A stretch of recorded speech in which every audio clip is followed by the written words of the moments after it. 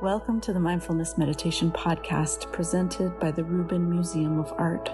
We are a museum in Chelsea, New York City that connects visitors to the art and ideas of the Himalayas and serves as a space for reflection and personal transformation. I'm your host, Dawn Eshelman. Every Monday we present a meditation session inspired by a different artwork from the Rubin Museum's collection and led by a prominent meditation teacher from the New York area. This podcast is a recording of our weekly practice, currently held virtually. In the description for each episode, you will find information about the theme for that week's session, including an image of the related artwork. Our Mindfulness Meditation Podcast is presented in partnership with Sharon Salzberg and teachers from the New York Insight Meditation Center, the Interdependence Project, and Parabola Magazine. And now, please enjoy your practice. We are delighted to have as our teacher for today, Tracy Cochran, who we will introduce in just a moment. So this month's theme and the art, if you have been tuning in to the Rubins and our social media accounts over the past month or so, you will know all about our participatory project called The Lotus Effect, which invites folks to fold a lotus out of paper in honor of someone or something that has helped you during a difficult time. So this month in mindfulness meditation, we are thinking about the symbolism of the lotus as represented in some of the beautiful Hindu and Buddhist art in our collection. The Hindu god and goddesses and Buddhist deities often sitting or standing on lotus throne. And we are talking about one of the ideas the lotus represent, it's awakening. So let us look at a beautiful art that we have chosen for today. So lotuses grow in muddy, murky water, rises to the surface and unfold. They bloom untainted by the muck, and they remind us that the moment of beauty can emerge from the toughest conditions. So in Tibetan Buddhism, the lotus symbolizes purity, awakening, enlightenment. And here is a beautiful Thangka painting, mineral pigment on cotton. And the central figure you see here is the Shakyamuni Buddha, who's often addressed as historical Buddha.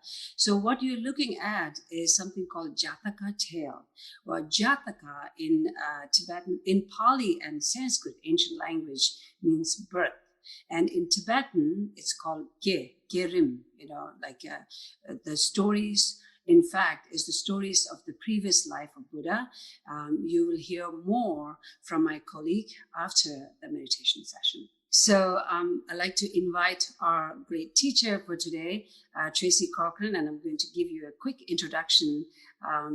Tracy Cochran is editorial director of Parabola, a quarterly magazine that for 40 years has drawn on the world's cultural and wisdom traditions to explore the questions that all humans share. She has been a student of meditation and spiritual practices for many decades, and teaches mindfulness meditation and mindful writing at New York Insight Meditation Center and throughout the greater New York area. In addition to Parabola, her writing has appeared in the New York Times, Psychology Today, O Magazine, and many other publications and anthologies. For more information, please visit tracycochran.org. So Tracy Cochran, thank you so much for being here.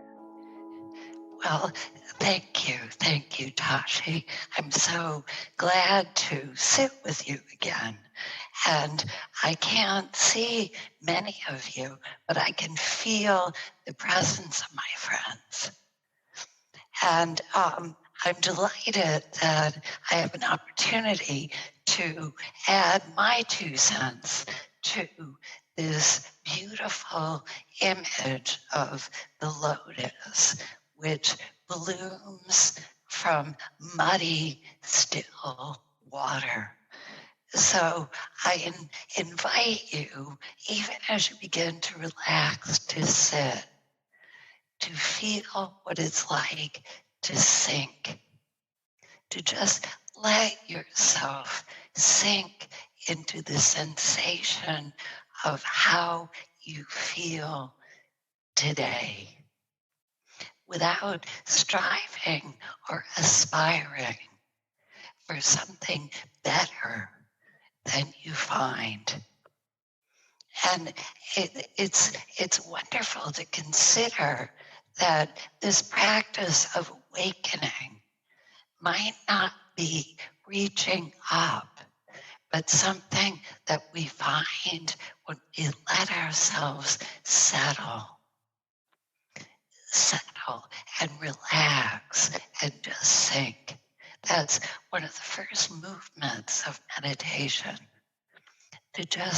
You can do it as you listen to me. Just let your attention come to your sensation.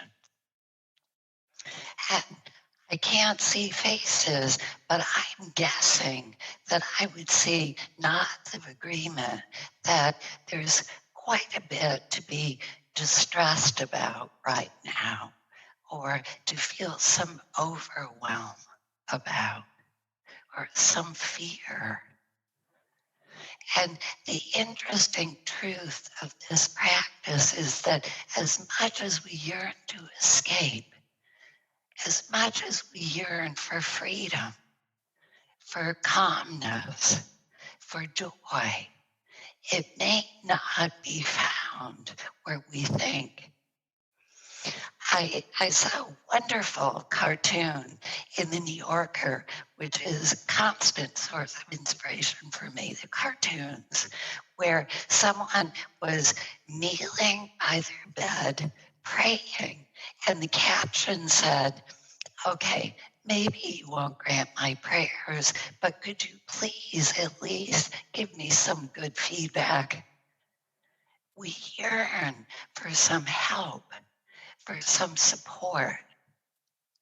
And what's interesting to consider, thinking of the lotus again, is what would it be like to just be daring, just for a moment, to let yourself feel even your difficult feelings without judgment. You might be feeling sorrow or anger or bitterness. And we're so conditioned to think this is toxic, I must not feel this. But instead, to let yourself feel it in the body with an attitude of interest. What's under this? What's here? And we can do this when we sit together today, just by not thinking, but just bringing an attention that doesn't judge to our experience. And we begin to discover something that the great Albert Camus summed up by saying, in the midst of winter, I found within me an invincible summer. In the midst of hatred, I found an invincible love. In the midst of sorrow, tears, a smile. In the midst of chaos, calm. And you might be thinking, as I did for a long time, well, that's wonderful for him, but it seems like a special state. But I invite you to see that this moment of summer, of light, of warmth, of joy, of calm, can be as simple and as momentary as noticing that you have an attention that can see and that can feel whatever presents itself with kind eyes, without judging. And just a word about these stories, Jataka tales. In this tradition, there are all these stories about the Buddha's life before he became enlightened. And they include animal lives and lives that are literally 400,000 gazillion eons ago, a long time. And we begin to see that he had relationships with his mother and with others and all kinds of people that lasted that long. And one way to understand this is that this is how it can feel to be in the grip of a difficult or painful pattern or emotion. You can feel, or have you, if I had your faces, I would see you nodding. Have you ever had the thought, I thought I was through this? I thought I had gone past this. And yet here up comes this resentment or this bitterness or this sorrow again. And in the tales, we will see this kind of enactment of a pattern. And then something shifts, often with an act of kindness, an act of simple going on. And we discover that something shifts. But let's try it together instead of my just talking at you. Let's experience it. So we take a comfortable seat, and that's what's comfortable for you, with the back straight and the neck resting easily on the head. So you're upright but relaxed. And let the eyes close.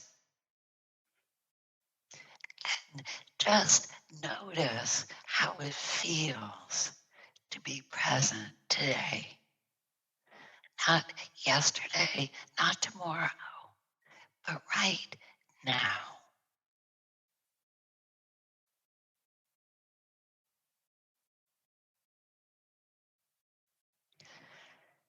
And notice that this attention that doesn't judge can begin to soften the body. Just a little.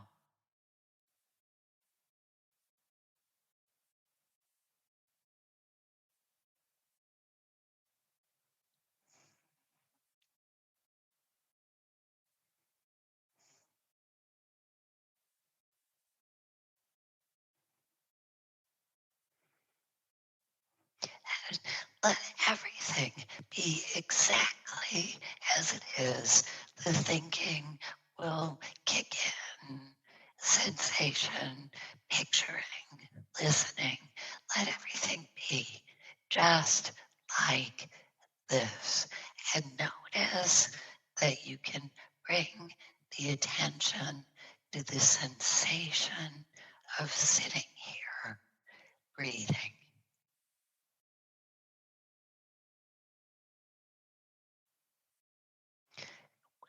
Don't think about it and don't change the breath.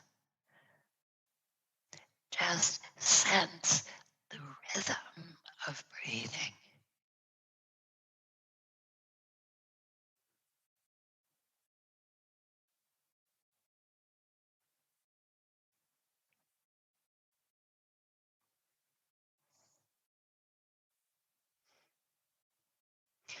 And notice that the air comes in and goes out. You don't have to do it.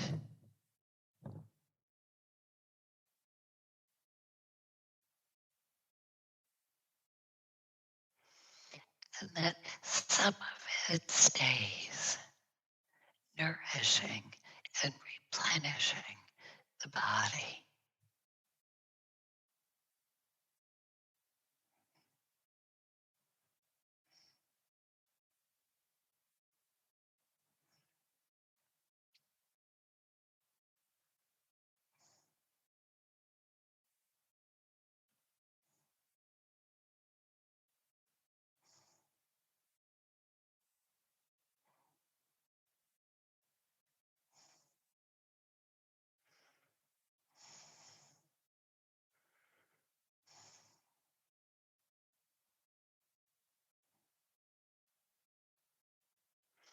And whenever you get lost, whenever you get thinking, you can notice this without judgment and gently come home. Come home to the sensation of being in a body.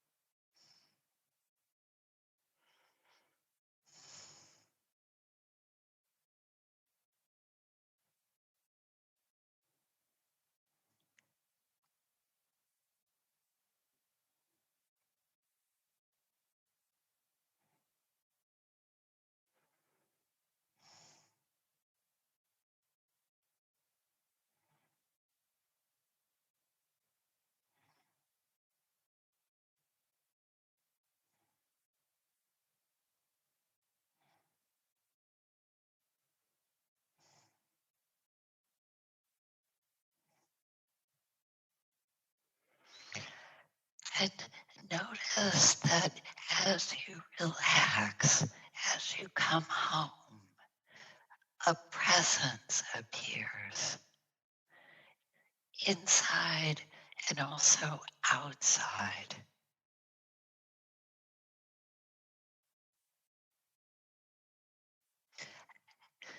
An attention that sees, that receives.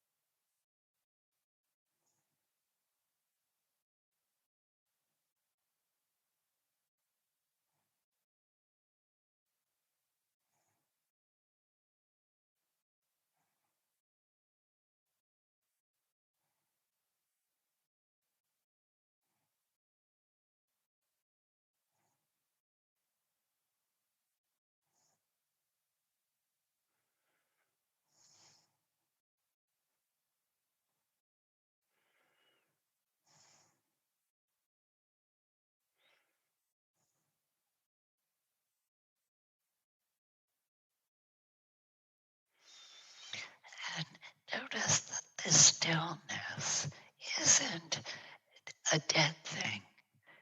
It's not an absence, but something alive. A presence that connects and nourishes us, that sees without judging.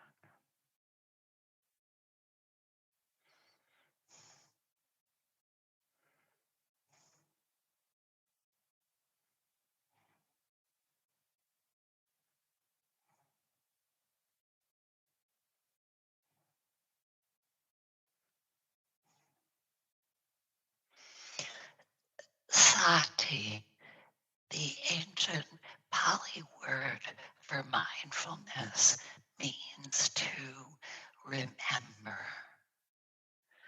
We begin to remember the life in the body.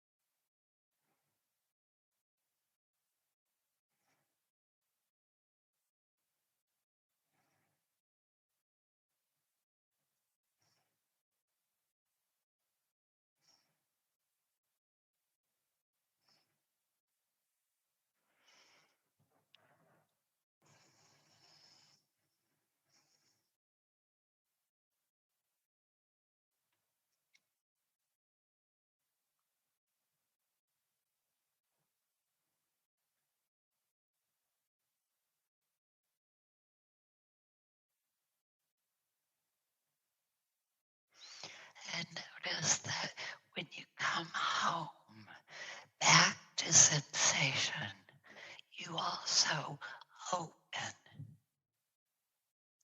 open to a greater life, to a presence that's more than thinking,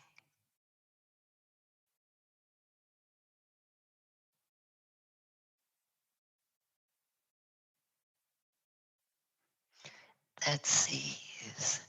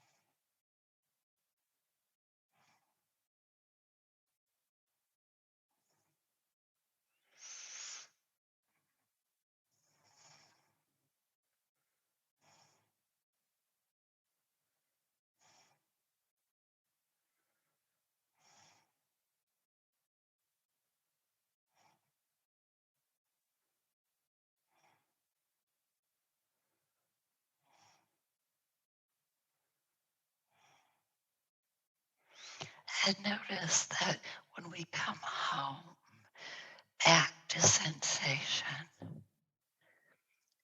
when we open to stillness, sometimes we feel moments of joy or love or warmth responsiveness to life, like little jewels on the bottom of a stream bed.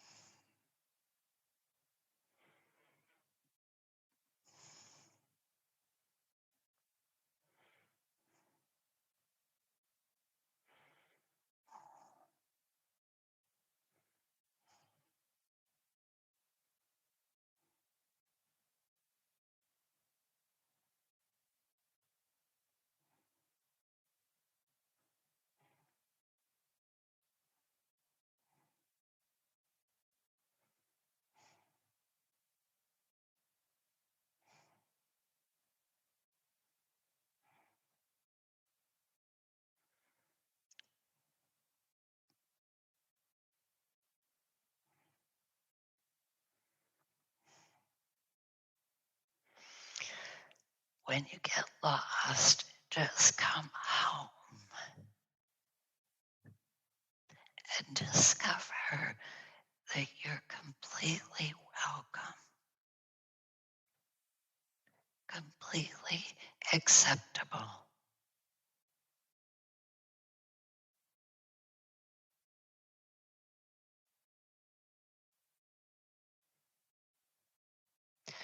That you belong to life.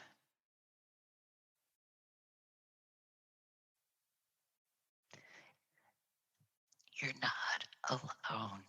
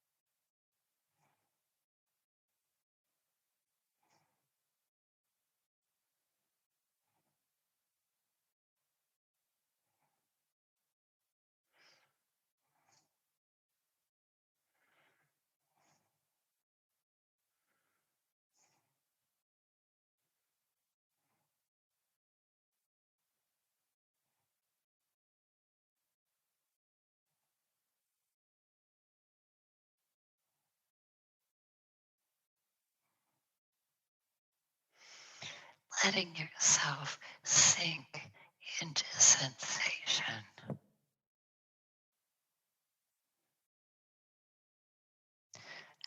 And finding a presence.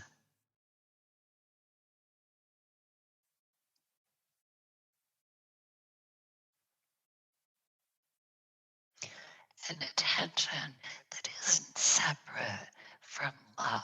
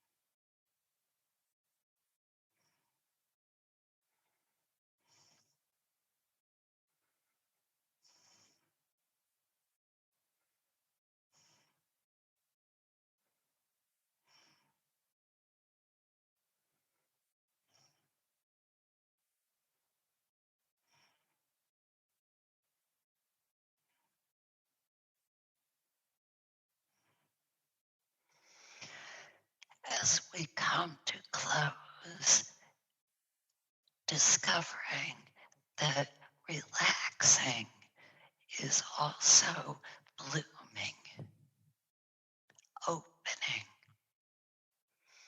opening to a presence that doesn't judge.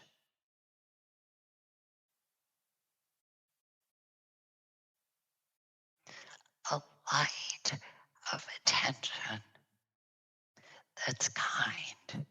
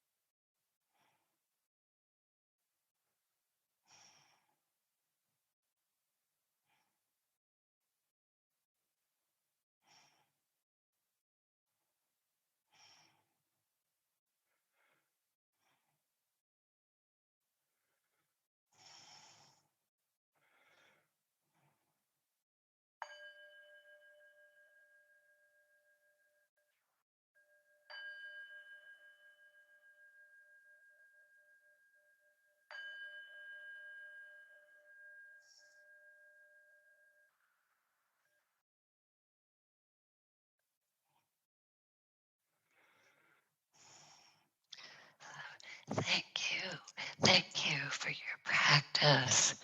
And I'm so happy to be with you and to see notes from friends who can't usually come to the actual Rubin Museum. So thank you. Thank you for your presence. Thank you. Thank you so much for that beautiful session, Tracy. And thank you all for joining us. That concludes this week's practice. If you would like to support the Rubin and this meditation series, we invite you to become a member of the Rubin. Thank you for listening. Have a mindful day.